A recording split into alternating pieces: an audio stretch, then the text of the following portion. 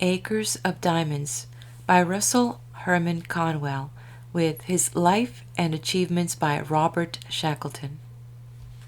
Hello, I'm Daisy, your hostess. Thank you for joining me on this fine read of this remarkable person and his achievements and accomplishments. Definitely a life well lived. In this video, we're going to cover the story of Acres of Diamonds as well as his 50 years on the lecture platform. We proceed now with the next story. His splendid efficiency.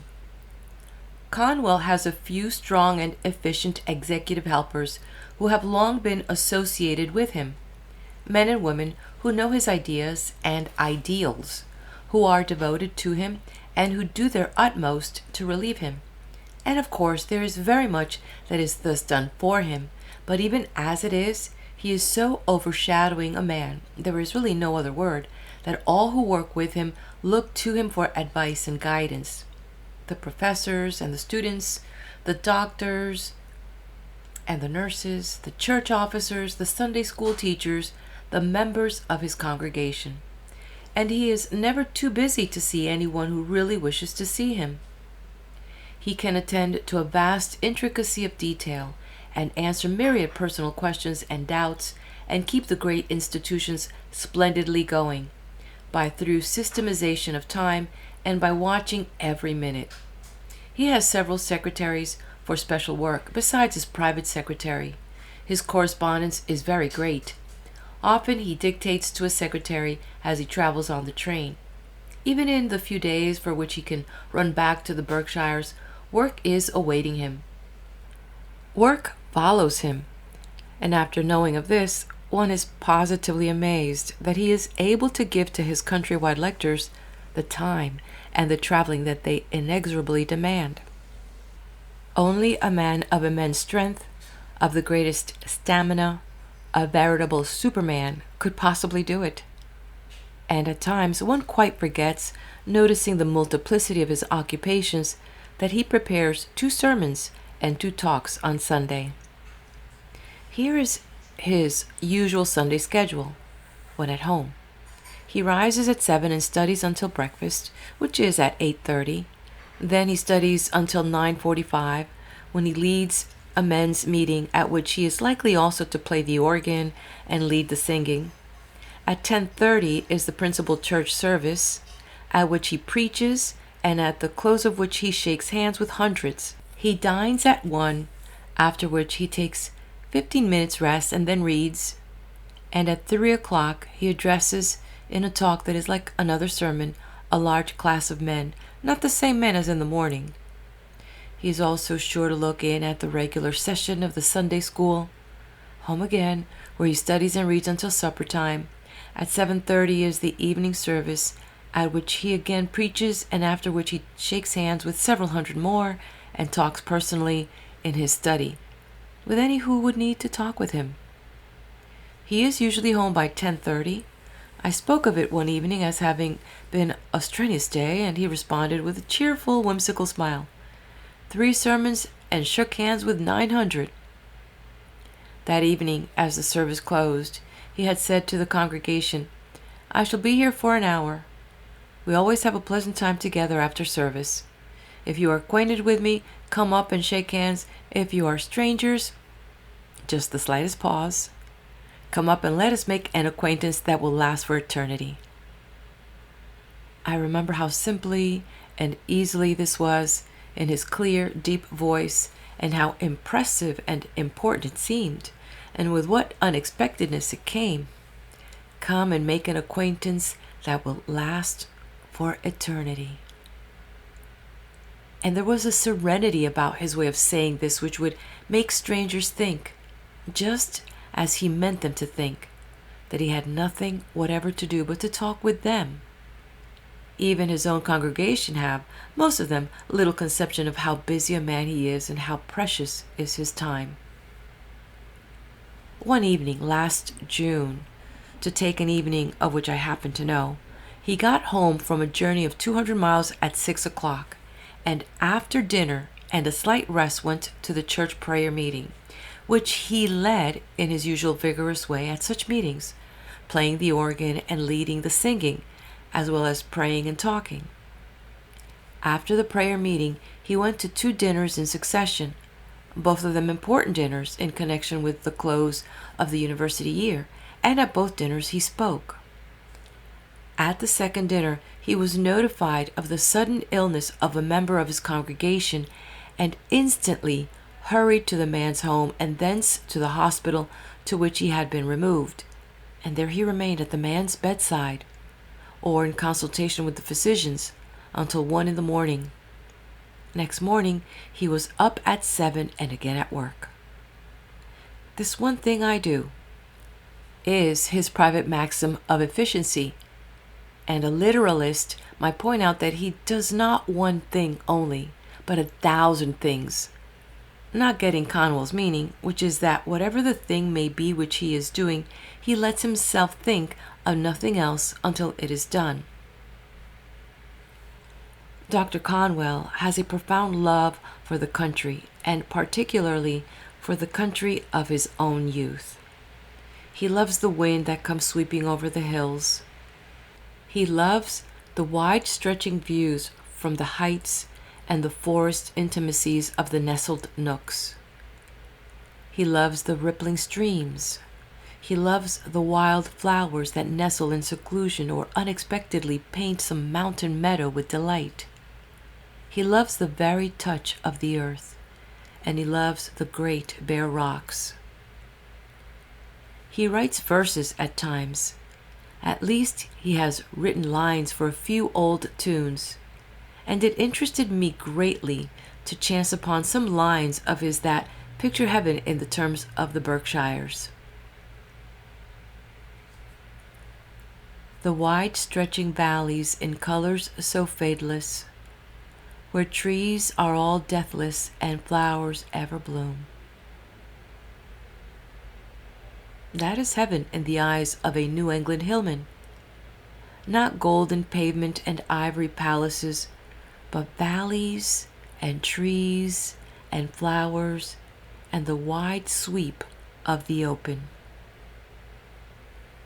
Few things please him more than to go, for example, blackberrying, and he has a knack of never scratching his face or his fingers when doing so. And he finds blackberrying, whether he goes alone or with friends, an extraordinarily good time for planning something he wishes to do or working out the thought of a sermon. And fishing is even better, for in fishing he finds immense recreation and restfulness, and at the same time a further opportunity to think and plan. As a small boy, he wished that he could throw a dam across the trout brook that runs near the little Conwell home, and, as he never gives up, he finally realized the ambition, although it was after half a century. And now he has a big pond, 3/4 of a mile long by a half-mile wide, lying in front of the house, down a slope from it, a pond stoked with splendid pickerel. He likes to float about restfully on this pond, thinking or fishing or both. And on that pond he showed me how to catch pickerel even under a blaze of sunlight. He is a trout fisher too, for it is a trout stream that feeds this pond and goes dashing away from it through the wilderness. And for miles adjoining his place, a fishing club of wealthy men bought up the rights in this trout stream, and they approached him with a liberal offer. But he declined it. I remembered what good times I had when I was a boy, fishing up and down that stream, and I couldn't think of keeping the boys of the present day from such a pleasure, so they may still come and fish for trout here.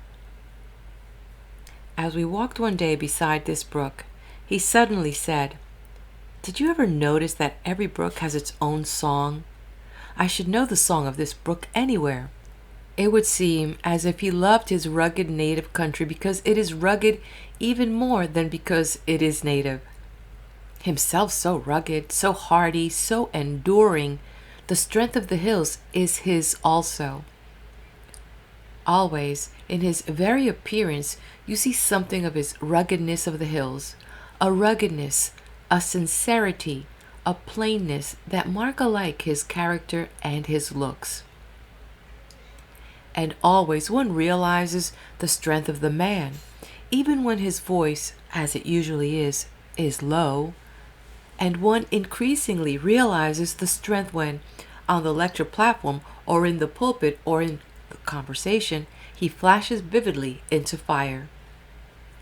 A big boned man he is, sturdy framed, a tall man, with broad shoulders and strong hands. His hair is a deep chestnut brown that at first sight seems black.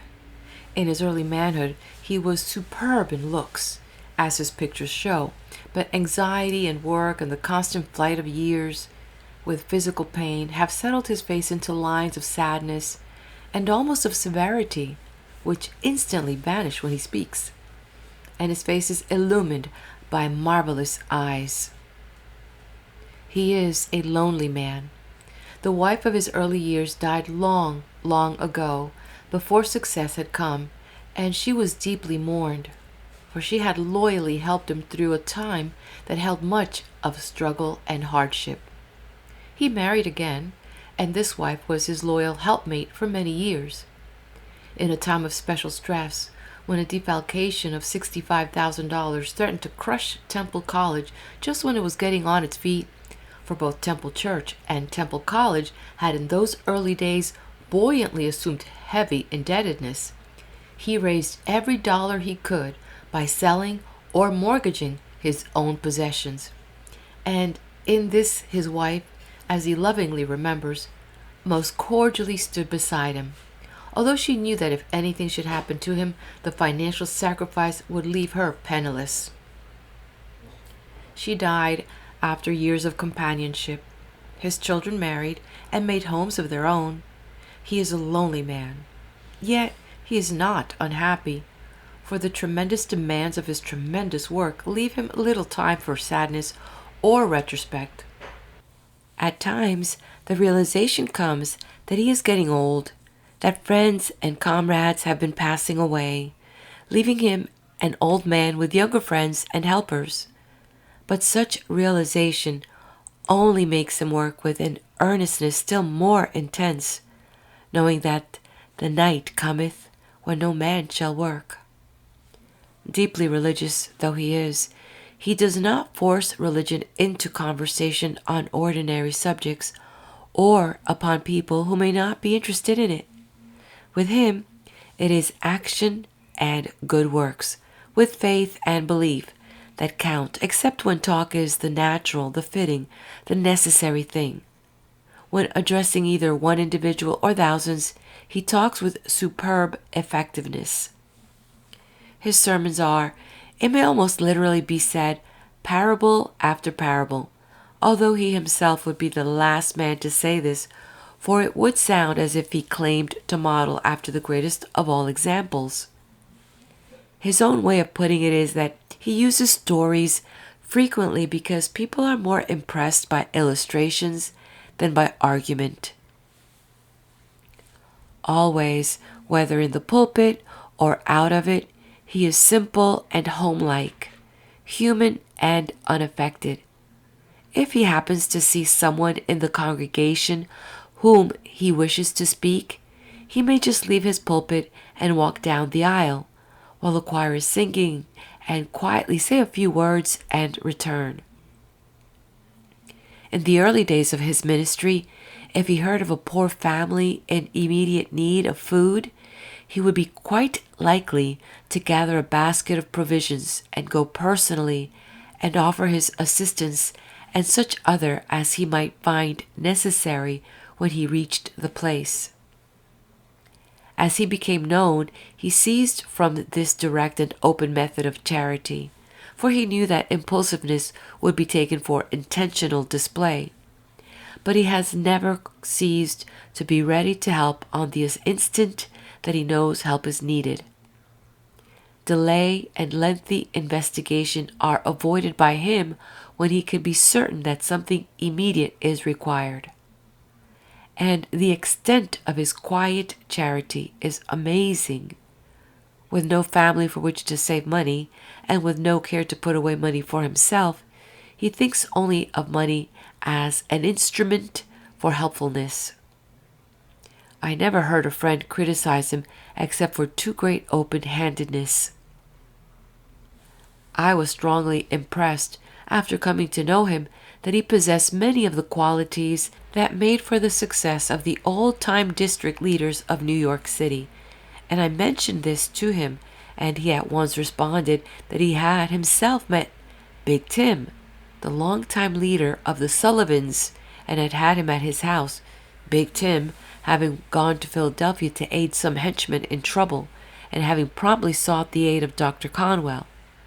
And it was characteristic of Conwell that he saw what so many never saw, the most striking characteristic of that Tammany leader. For Big Tim Sullivan was so kind-hearted. Conwell appreciated the man's political unscrupulousness as well as did his enemies, but he saw also what made his underlying power, his kind-heartedness. Except that Sullivan could be supremely unscrupulous, there were marked similarities in these masters over men.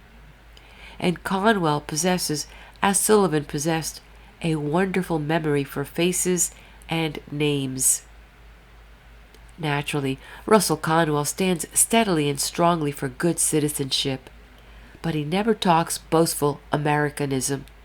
He seldom speaks in so many words of either Americanism or good citizenship, but he constantly and silently keeps the American flag as the symbol of good citizenship before his people. An American flag is prominent in his church. An American flag is seen in his home. A beautiful American flag is up at the Berkshire Place and surmounts a lofty tower where, when he was a boy, there stood a mighty tree at the top of which was an eagle's nest, which has given him a name for his home, for he terms it the Eagle's Nest.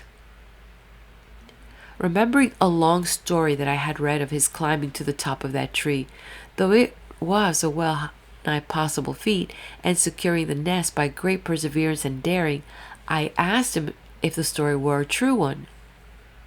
"Oh, I've heard something about it. Somebody said that somebody watched me, or something of the kind, but I don't remember anything about it myself."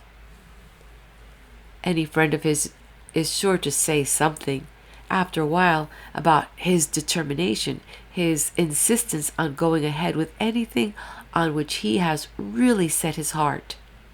One of the very important things on which he insisted, in spite of very great opposition, and especially on opposition from the other churches of his denomination, for this was a good many years ago, when there was much more narrowness in churches and sects than there is at present, was with regard to doing away with close communion.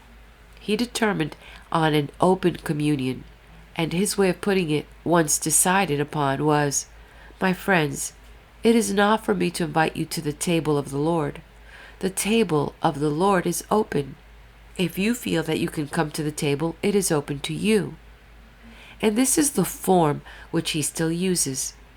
He not only never gives up, but, so his friends say, he never forgets a thing upon which he has once decided, and at times, long after they supposed the matter has been entirely forgotten, they suddenly find Dr. Conwell bringing his original purpose to pass. When I was told of this, I remembered that pickerel pond in the Berkshires. If he is really set upon doing anything, little or big, adverse criticism does not disturb his serenity. Some years ago, he began wearing a huge diamond, whose size attracted much criticism and caustic moment. He never said a word in defense. He just kept on wearing the diamond. One day, however, after some years, he took it off, and people said, "He has listened to the criticism at last." He smiled reminiscently as he told me about this, and said, "A dear old deacon of my congregation gave me that diamond, and I did not like to hurt his feelings by refusing it. It really bothered me to wear such a glaring big thing, but because I didn't want to hurt the old deacon's feelings, I kept on wearing it until he was dead. Then I stopped wearing it." The ambition of Russell Conwell is to continue working and working until the very last moment of his life. In work, he forgets his sadness. his loneliness, his age. And he said to me one day, "I will die in harness." End of story. I'm going to move now to the next story titled The Story of Acres of Diamonds. Considering everything, the most remarkable thing in Russell Conwell's remarkable life is his lecture, Acres of Diamonds. That is, the lecture itself. The number of times he has delivered it, what a source of inspiration it has been to myriads, the money that he has made and is making, and still more, the purpose to which he directs the money.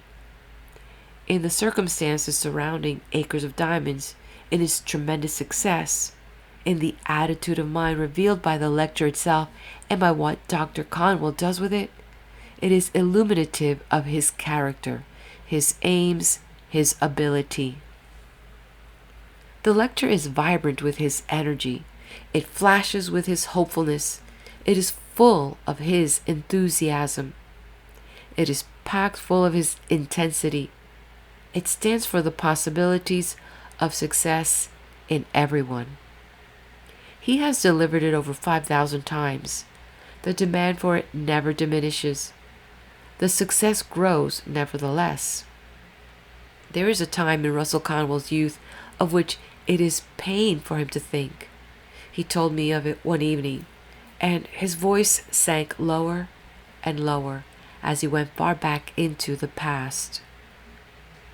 It was of his days at Yale that he spoke, for they were days of suffering.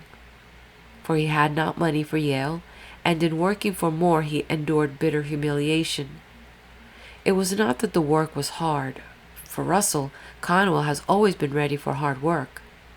It was not that there were privations and difficulties, for he has always found difficulties only things to overcome, and endured privations with cheerful fortitude.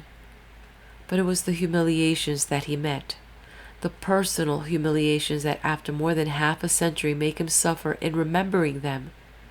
Yet out of those humiliations came a marvelous result. I determined, he says, that whatever I could do to make the way easier at college for other young men working their way, I would do. And so, many years ago, he began to devote every dollar that he made from Acres of Diamonds to this definite purpose. He has what may be termed a waiting list. On that list are very few cases he has looked into personally. Infinitely busy man that he is, he cannot do extensive personal investigation.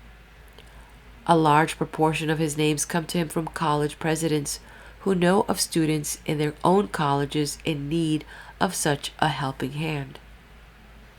Every night, he said when I asked him to tell me about it, when my lecture's over and the check is in my hand, I sit down in my room in the hotel.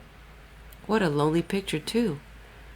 I sit down in my room in the hotel and subtract from the total sum received my actual expenses for that place and make out a check for the difference and send it to some young man on my list. And I always send with the check a letter of advice and helpfulness, expressing my hope that it will be of some service to him and telling him that he is to feel under no obligation except to his Lord. I feel strongly, and I try to make every young man feel that there must be no sense of obligation to me personally. And I tell them that I am hoping to leave behind me men who will do more work than I have done. Don't think that I put in too much advice, he added with a smile, for I only try to let them know that a friend is trying to help them. His face lighted up as he spoke. There is such a fascination in it, he exclaimed. It is just like a gamble, and as soon as I have sent the letter and crossed a name off my list, I am aiming for the next one. And after a pause he added, I do not attempt to send any young man enough for all his expenses, but I want to save him from bitterness, and each check will help. And two, he concluded naively in the vernacular, I don't want them to lay down on me. He told me that he made it clear that he did not wish to get returns or reports from this branch of his life work, for it would take a great deal of time in watching and thinking and the reading and writing of letters. But it is mainly, he went on, that I do not wish to hold over their heads the sense of obligation. When I suggested that this was surely an example of bread cast upon the waters that could not return, he was silent for a little, and then he said thoughtfully, "As one gets on in years, there is satisfaction in doing a thing for the sake of doing it. The bread returns in the sense of effort made." On a recent trip through Minnesota, he was positively upset, so his secretary told me, through being recognized on a train by a young man who had been helped through acres of diamonds, and who, finding that this was really Dr. Conwell, eagerly brought his wife to join him in most fervent thanks for his assistance. Both the husband and his wife were so emotionally overcome that it quite overcame Dr. Conwell himself. The lecture, to quote the noble words of Dr. Conwell himself, is designed to help every person of either sex who cherishes the high resolve of sustaining a career of usefulness and honor. It is a lecture of helpfulness, and it is a lecture, when given with Conwell's voice and face and manner, that is full of fascination. And yet it is all so simple. It is packed full of inspiration, of suggestion, of aid. He alters it to meet the local circumstance of the thousand of different places in which he delivers it, but the base remains the same. And even those to whom it is an old story will go to hear him time after time. It amuses him to say that he knows individuals who have listened to it 20 times. It begins with a story told to Conwell by an old Arab as the two journey together toward Nineveh, and as you listen, you hear the actual voices, and you see the sands of the desert and the waving palms.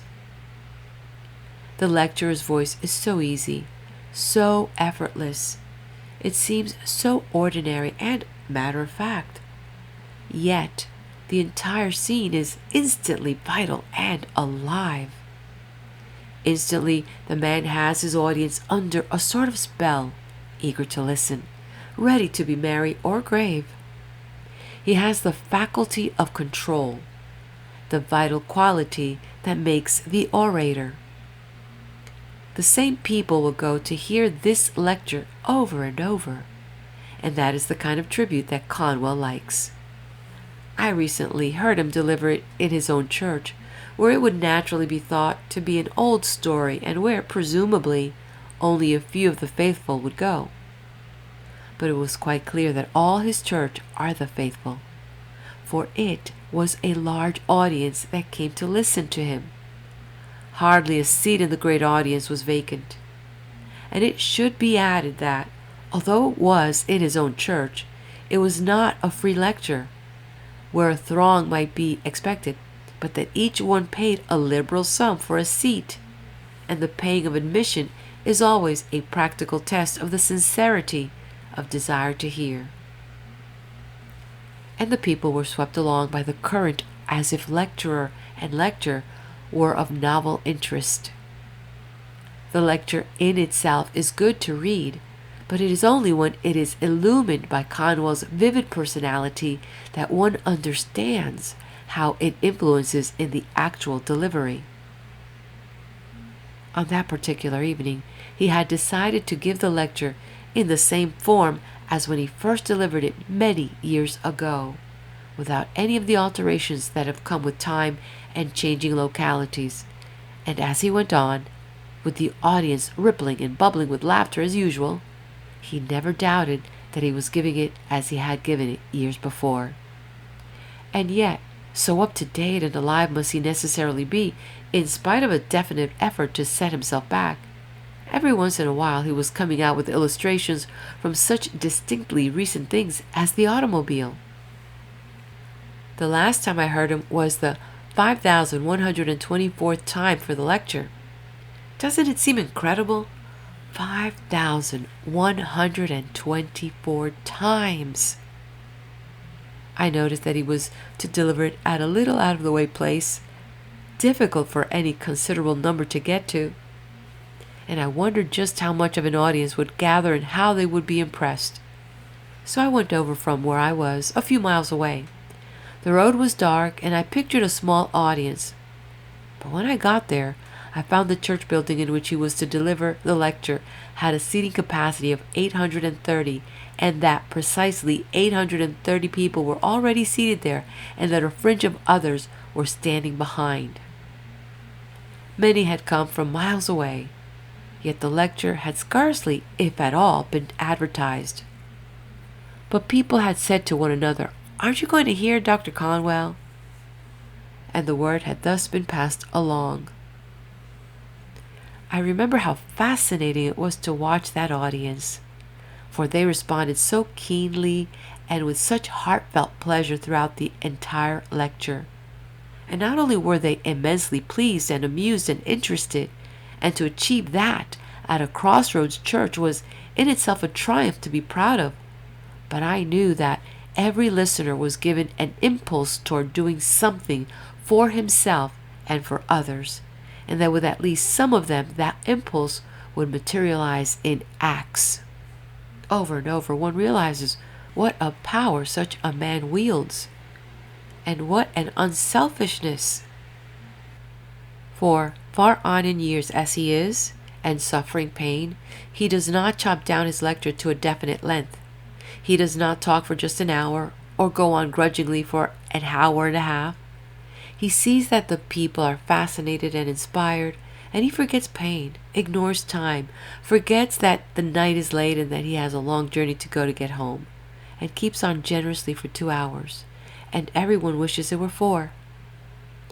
Always he talks with ease and sympathy.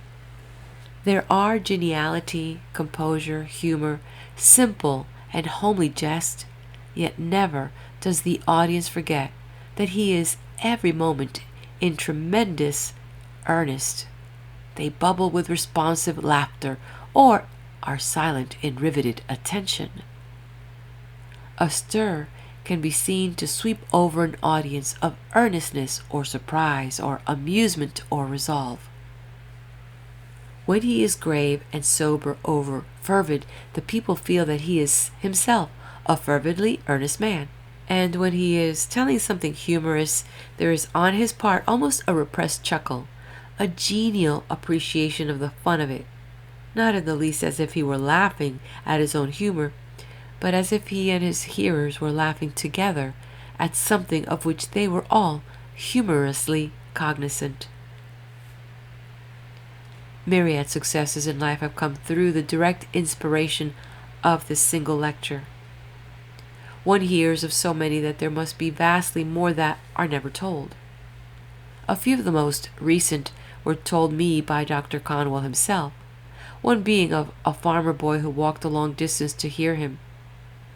On his way home, so the boy, now a man, has written him, he thought over and over of what he could do to advance himself, and before he reached home, he learned that a teacher was wanted at a certain country school. He knew he did not know enough to teach, but was sure he could learn, so he bravely asked for the place, and something in his earnestness made him win a temporary appointment. Thereupon he worked and studied so hard and so devotedly while he daily taught that within a few months he was regularly employed there. And now, says Conwell abruptly, with his characteristic skimming over of the intermediate details between the important beginning of a thing and the satisfactory end, and now that young man is one of our college presidents. And very recently, a lady came to Dr. Conwell, the wife of an exceptionally prominent man who was earning a large salary, and she told him that her husband was so unselfishly generous with money that often they were almost in straits. And she said they had bought a little farm as a country place, paying only a few $100s for it, and that she had said to herself, laughingly, after hearing the lecture, "There are no acres of diamonds on this place." But she also went on to tell that she had found a spring of exceptionally fine water there, although in buying they had scarcely known of the spring at all. And she had been so inspired by Conwell that she had had the water analyzed and, finding that it was remarkably pure, had begun to have it bottled and sold under a trade name as special spring water. And she is making money. And she also sells pure ice from the pool, cut in winter time, and all because of acres of diamonds. Several millions of dollars in all have been received by Russell Conwell as the proceeds from this single lecture. Such a fact is almost staggering, and it is more staggering to realize what good is done in the world by this man, who does not earn for himself, but uses his money in immediate helpfulness. And one can neither think nor write with moderation when it is further realized that far more good than can be done directly with money he does by uplifting and inspiring with this lecture. Always his heart is with the weary and the heavy laden. Always he stands for self-betterment. Last year, 1914, he and his work were given unique recognition, for it was known by his friends that his particular lecture was approaching its 5,000th delivery, and they planned a celebration of such an event in the history of the most popular lecture in the world. Dr. Conwell agreed to deliver it in the Academy of Music in Philadelphia, and the building was packed, and the streets outside were thronged. The proceeds from all sources for that 5,000th lecture were over $9,000. The hold which Russell Conwell has gained on the affections and respect of his home city was seen not only in the thousands who strove to hear him, but in the prominent men who served on the local committee in charge of the celebration.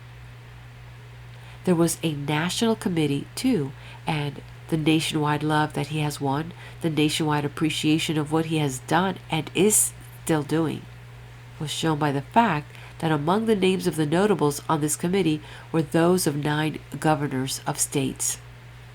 The governor of Pennsylvania was himself present to do Russell Conwell honor, and he gave to him a key emblematic of the freedom of the state. The freedom of the state. Yes, this man, well over 70, has won it. The freedom of the state, the freedom of the nation. For this man of helpfulness, this marvelous exponent of the gospel of success, has worked marvelously for the freedom, the betterment, the liberation, the advancement of the individual. End of story. Stay right here. I am going to go to the next section. It's titled 50 Years on the Lecture Platform by Russell Conwell. An autobiography. What an absurd request. If all the conditions were favorable, the story of my public life could not be made interesting. It does not seem possible that any will care to read so plain and uneventful a tale. I see nothing in it for boasting, nor much that could be helpful. Then I never saved a scrap of paper intentionally concerning my work to which I could refer. Not a book, not a sermon, not a lecture, not a newspaper notice or account, not a magazine article, not one of the kind biographies written from time to time by noble friends have I ever kept even as a souvenir, although some of them may be in my library. I have ever felt that the writers concerning my life were too generous, and that my own work was too hastily done. Hence, I have nothing upon which to base an autobiographical account, except the recollections which come to an overburdened mind. My general view of half a century on the lecture platform brings to me precious and beautiful memories, and fills my soul with devout gratitude for the blessings and the kindness which have been given to me so far beyond my deserts. So much more success has come to my hands than I ever expected. So much more of good have I found than even youth's wildest dream included. So much more effective have been my weakest endeavors than I ever planned or hoped. That a biography written truthfully would mostly an account of what men and women have done for me.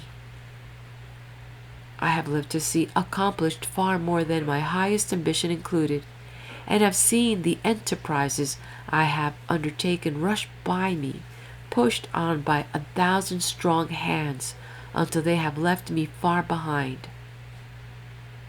The realities are like dreams to me, blessings on the loving hearts and noble minds who have been so willing to sacrifice for others' good and to think only of what they could do and never what they should get. Many of them have ascended into the shining land, and here I am and mine are gazing up alone, only waiting till the shadows are a little longer grown. 50 years! I was a young man, not yet of age, when I delivered my first platform lecture.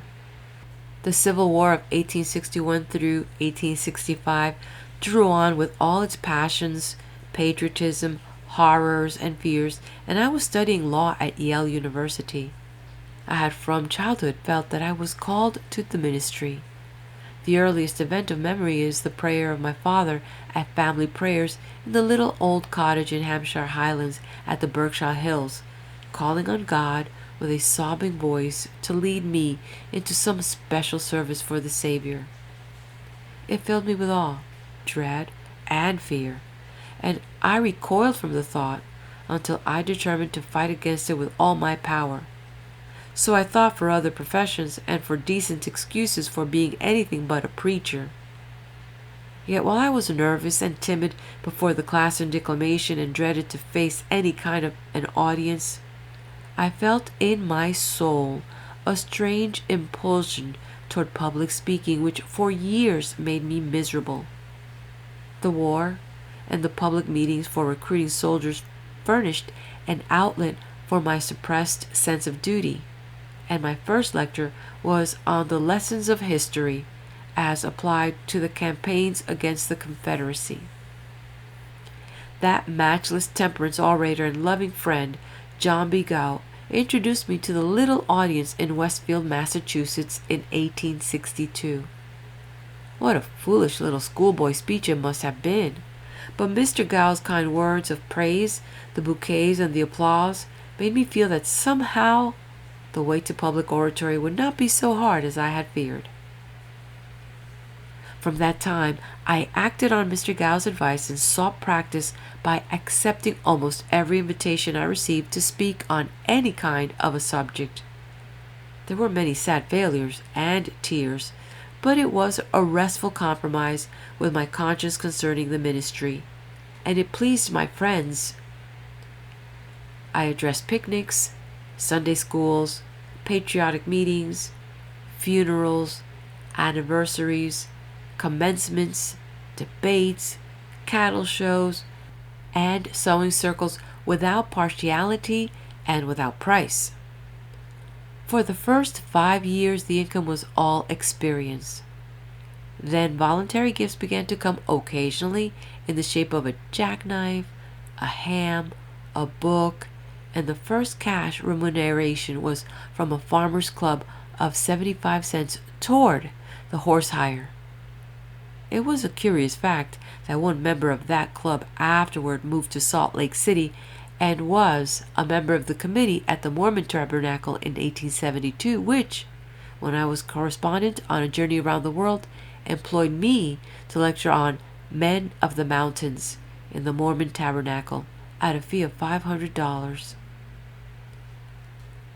While I was gaining practice in the first years of platform work, I had the good fortune to have profitable employment as a soldier, or as a correspondent or lawyer, or as an editor, or as a preacher, which enabled me to pay my own expenses, and it has been seldom in the 50 years that I have ever taken a fee for my personal use.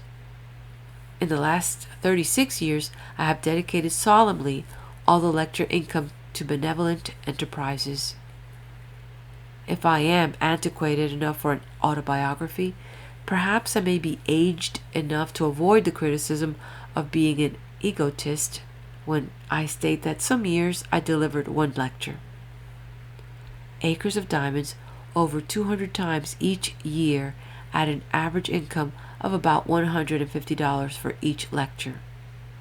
It was a remarkable good fortune which came to me as a lecturer when Mr. James Redpath organized the first lecture bureau ever established.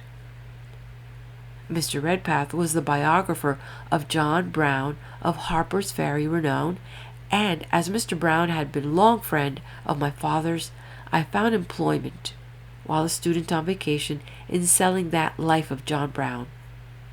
That acquaintance with Mr. Redpath was maintained until Mr. Redpath's death.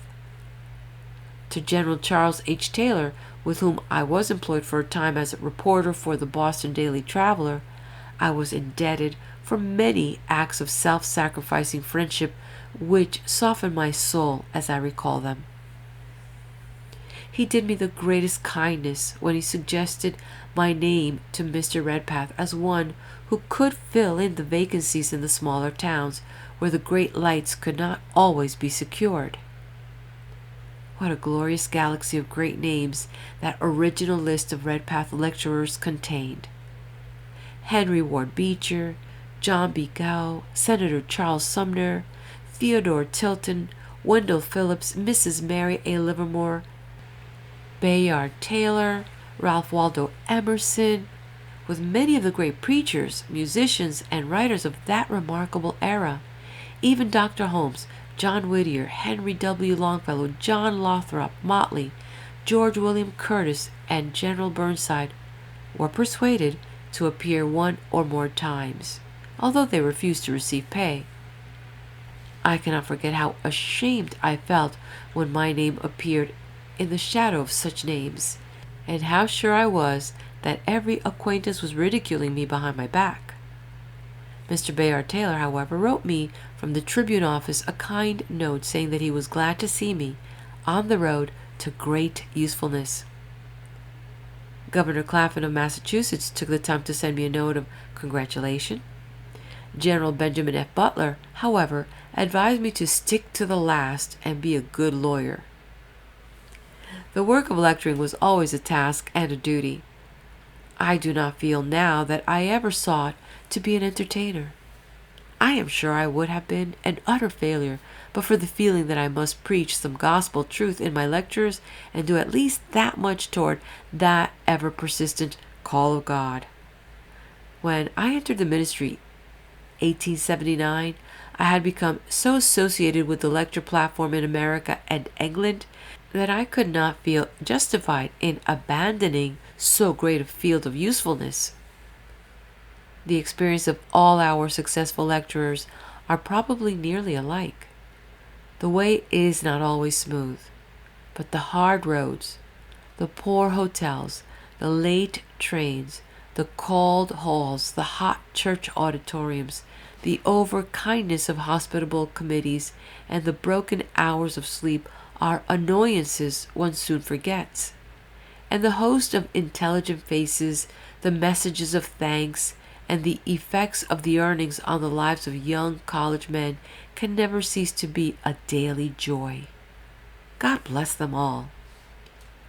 Often have I been asked if I did not, in 50 years of travel in all sorts of conveyances, meet with accidents. It is a marvel to me that no such event ever brought me harm. In a continuous period of over 27 years, I delivered about 2 lectures in every 3 days, yet I did not miss a single engagement. Sometimes I had to hire a special train, but I reached the town on time, with only a rare exception, and then I was but a few minutes late.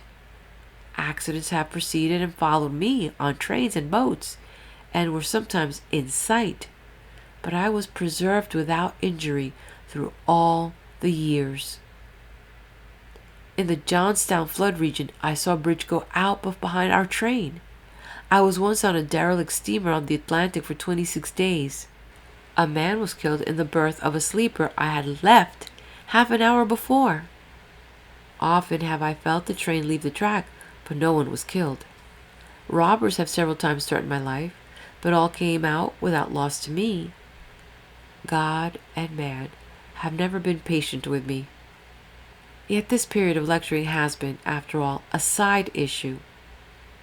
The temple and its church in Philadelphia, which, when its membership was less than 3,000 members for so many years, contributed through its membership over $60,000 a year for the uplift of humanity, has made life a continual surprise. While the Samaritan's Hospital's amazing growth and the Garrison Hospital's dispensaries have been so continually ministering to the sick and poor, and have done such skillful work for the tens of thousands who ask for their help each year, that I have been made happy while away lecturing by the feeling that each hour and minute they were faithfully doing good. Temple University, which was founded only 27 years ago, has already sent out into a higher income and nobler life nearly 100,000 young men and women who could not probably have obtained an education in any other institution. The faithful, self-sacrificing faculty, now numbering 253 professors, have done the real work. For that I can claim but little credit, and I mention the university here only to show that my 50 years on the lecture platform has necessarily been a side line of work. My best-known lecture, Acres of Diamonds, was a mere accidental address, at first given before a reunion of my old comrades of the 46th Massachusetts Regiment, which served in the Civil War and in which I was captain. I had no thought of giving the address again, and even after it began to be called for by the lecture committees, I did not dream that I should live to deliver it, as I now have done almost 5,000 times. What is the secret of its popularity? I could never explain to myself or others.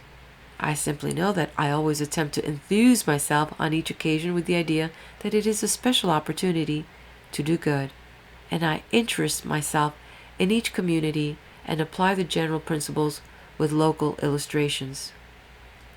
The hand which now holds this pen must, in the natural course of events, soon cease to gesture on the platform, and it is a sincere, prayerful hope that this book will go on into the years, doing increasing good for the aid of my brothers and sisters in the human family.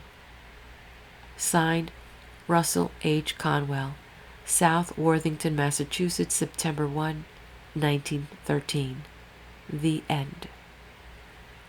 And this concludes the full and complete reading of Acres of Diamonds. I hope you've enjoyed it. If you did just land at this video today or now, and you'd like to catch up with the other sections of this beautiful book, please visit my book playlist. And on your way out, give me a like, leave me a comment, subscribe, and share this with your friends.